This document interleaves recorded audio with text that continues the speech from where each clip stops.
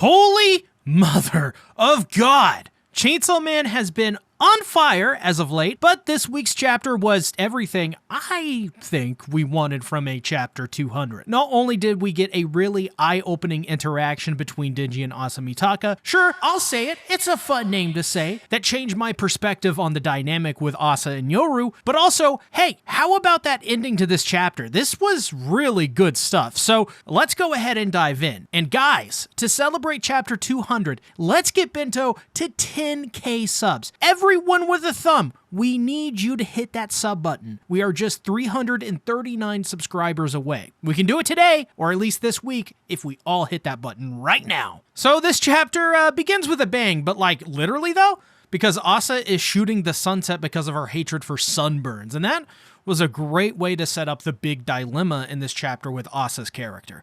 And the key word I think we should take away in this moment is hatred, because I think for so long we've seen Asa kind of as this girl who has been treated horribly by everyone up until this chapter. It's not that I think that after this chapter everything is her fault, but there is a saying, it takes two to tango. And while the internet and just the general way that we communicate in 2025 can make a lot of these older phrases seem so shallow and unusable and trite and whatever, they still do hold meaning and weight today, especially in a story that seemingly does take place in the 90s. But what I'm getting at here is simple. For as much wrong as Asa has gone through over the years, there are at least some bits here and there that you could blame on her. And that's why I loved this chapter, because this is really Asa gaining a bit of wisdom from her time with Yoru and Denji, as well as just everything else she's gone through up until now. Case in point, Denji goes to the convenience store to give Asa some food with the money he stole from a dead body. And just in general, the setup for this moment is just really harrowing. I mean, the fact that Denji, while walking to the convenience store, just finds a dead body and uses the money in the man's wallet. Also, the fact that society is still trying to continue on as people are still making a living. Like, from any perspective you really look at this, the world of Chainsaw Man is no bueno. It really is a picture of the times in Tokyo and the throes of the apocalypse. So Asa is handed the food and tells Denji she finds how she paid for this appalling.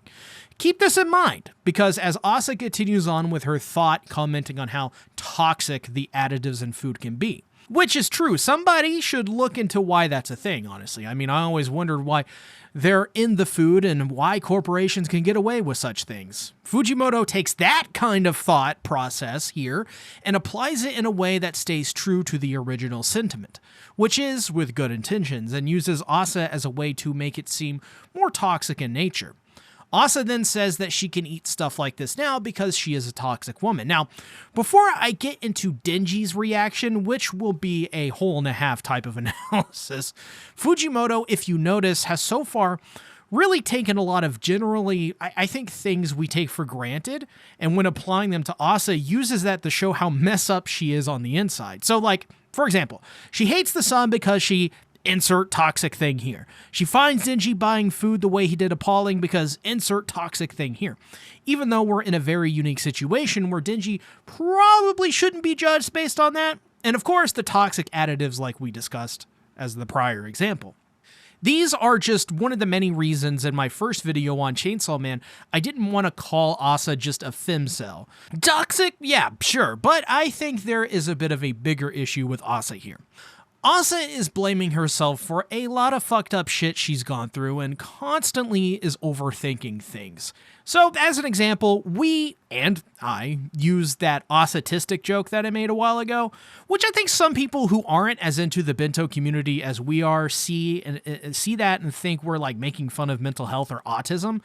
But we really are using that term as one of endearment and empowerment, because I think that Asa is a fantastic representation of an autistic character that is constantly struggling and really eating shit, but is learning to scratch, crawl, and stumble her way to something better.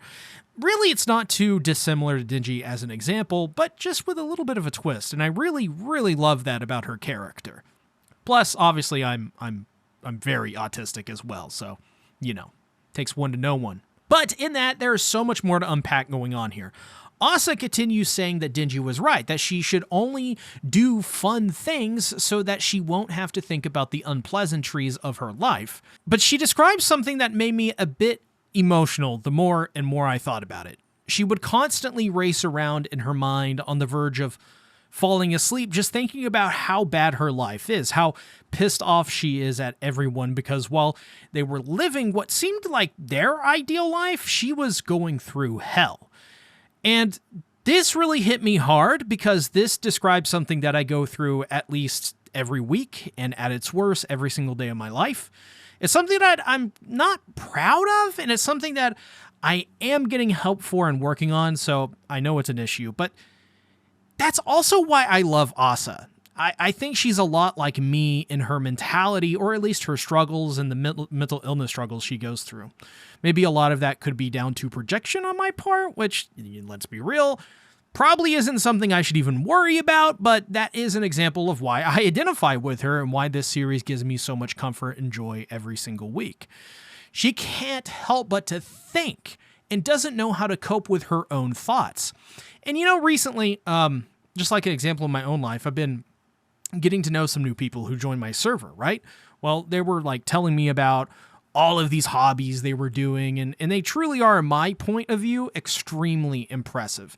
And this isn't the first time that I've experienced something like this. You guys will know Adoraborb, my boyo, said he said something similar to me once as well. But in both of these examples, the people who said this always usually followed it up quickly with a similar reason as to why they did something like that, which were to keep their mind from racing, to keep those thoughts at bay. And I think in real life, there would be a lot of people who would sit here and read this chapter on Twitter or Reddit or whatever the toxic social media platform of your choice is, YouTube comments calling you out there.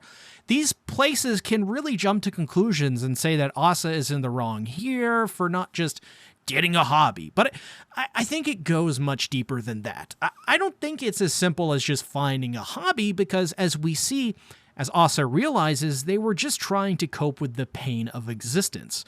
To not think about the trauma of life and to use that energy to devote to something they care about or something to help others from getting into that position. I think the conclusion some people come to cannot begin to describe the journey to even get to that point of realization that we had in this chapter. I mean, look at Asa. We are so far into part 2, and only now has Asa begun to even realize just this small part of the overall problem. It's a process. It takes time. So it of course makes sense that she would, as she closes out her dialogue for this chapter, yield control over to Yoru. Unfortunately, she is now coping by simply giving up thinking about it. And this is actually, strangely enough, this part of it really honestly is the right thing to do. She got her thoughts out to Denji and then just stopped thinking.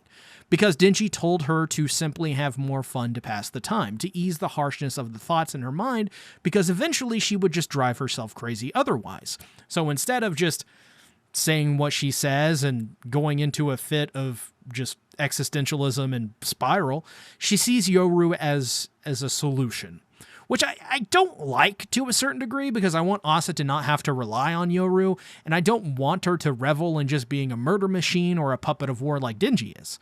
But I also don't think she's wrong, and I think this is progress towards the right solution, even though it's not technically the right choice overall. This brings us to Denji, who I think has some interesting tidbits to mention before we get into the bombshell ending to this very special chapter 200. When Asa says that she is a toxic woman, Denji, hearing this, has his face brighten up a bit. Now, this is actually kind of funny. Like, it's another little David Lynch moment, kind of like with Andy and Lucy in Twin Peaks.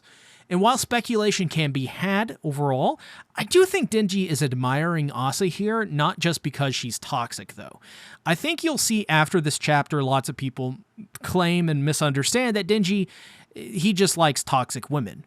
In a sense, you could say that Denji actually does prefer women who present as toxic, but I think more or less he is attracted to Asa at this moment because of her earnesty. Think about it. Denji has been lied to and screwed over by women a lot, basically exclusively. So Asa is breaking that mold as we speak. She is telling Denji how much she hates herself and how everything is wrong. She is presenting herself as she is with no real intention of doing much of anything. She's not trying to steal his art, she's just leveling with Denji about her troubles. To put it frankly, when was the last time this happened and it wasn't toxic or manipulative? I'll answer. Bomb Girl arc, Rize, Tongue Out, Coffee Devil Spotted. So at the very least, the one thing you can't say about this scene is that Denji likes Asa solely because he likes toxic women. In reality, I think his connection here comes from being messed with and finds Asa, her genuine candidness about her toxic mental health troubles and life troubles, attractive. Which is another indictment on the world of Chainsaw Man and how it can turn these horrible things into positives by having these two dorks bond over their troubles. But I do also think there is a positive spin on this where they're sort of like uniting to strengthen each other through that trauma, but not solely based on it, if that makes sense. Like, I'm not saying what they are isn't toxic, but I don't think the beginning point will be the same as the ending point. Does that make sense? Like, let's allow this to grow instead of allowing people to just label it as just this one thing forever and ever. There is some potential nuance here. But let's now jump into the big thing that happened in this chapter that has everyone hyped and ready for April 29th. Damn you, bi-weekly devil! But before that, did you subscribe yet? Have you liked the video yet? Did you comment below your thoughts on the chapter yet? You haven't? Well, do it now. So while Denji and Yoru are riding a bicycle terrorizing the local Chainsaw Devil population, they run into none other than, as he puts it, the solitary hero of hell. Fake Chainsaw Man, who has some choice words for Denji, who is riding around with a girl, flirting, and you get the sense that he's not too happy he's out here flirting instead of, like, I don't know, doing stuff. But I love how Denji's reply just really cuts to the point. That ain't my backstory, bub, which I hope was a Wolverine reference, by the way. This ends in a short scuffle with fake Chainsaw Man having his hand cut off, or I guess his arm cut off in the process, as all he can say to Denji is, "Are you aware of the mistake you've just made?" Needless to say, but this was such a fantastic way to close out this chapter, but there is this building sense of dread after the end of this chapter that I just can't shake. Whether it's the stuff with Asa or the stuff with Death and fake Chainsaw Man and Fami, there is like this, I don't know, this feeling in the back of my noggin. I just can't shake it.